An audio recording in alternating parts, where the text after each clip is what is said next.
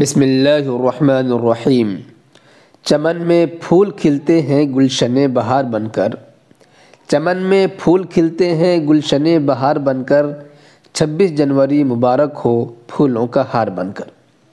نحمدہ ونصلی علی رسولہ الکریم، اما بعد۔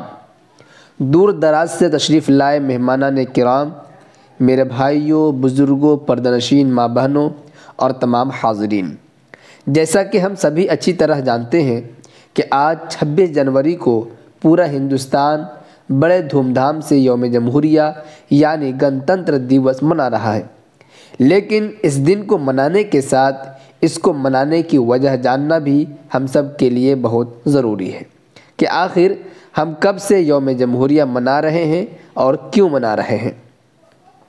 محترم سامعین، 15 اگست 1947 عیسوی کو ہندوستان کی آزادی اور ہندوستان و پاکستان کے بٹوارے کے بعد ہر ہندوستانی ملک میں آزادی کی سانس لے رہا تھا، لیکن ملک میں اس وقت کسی بھی طرح کا قانون یا ضابطہ نہیں تھا۔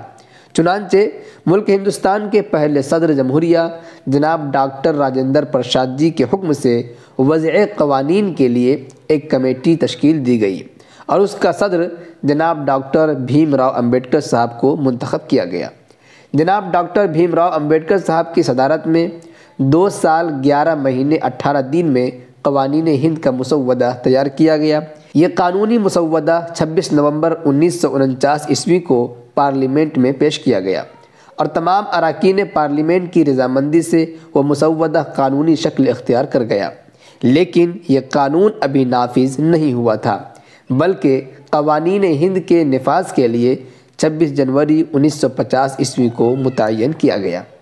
محترم سامعین، ہمارے پیارے ملک ہندوستان کا قانون دنیا کے تمام ممالک کے قوانین سے بڑا قانون ہے، جس میں پہلے 395 انوچھید یعنی پیراگراف، 8 انوسوچیاں یعنی شیڈول اور 12 انوسوچیاں اور 75 بھاگ یعنی حصے ہیں۔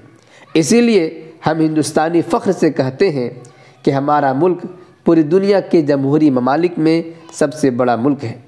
میں اپنی بات اس شعر کے ساتھ ختم کرنا چاہتا ہوں کہ دل سے نکلے گی نہ مر کر بھی وطن کی الفت، دل سے نکلے گی نہ مر کر بھی وطن کی الفت، میری مٹی سے بھی خوشبوئے وفا آئے گی۔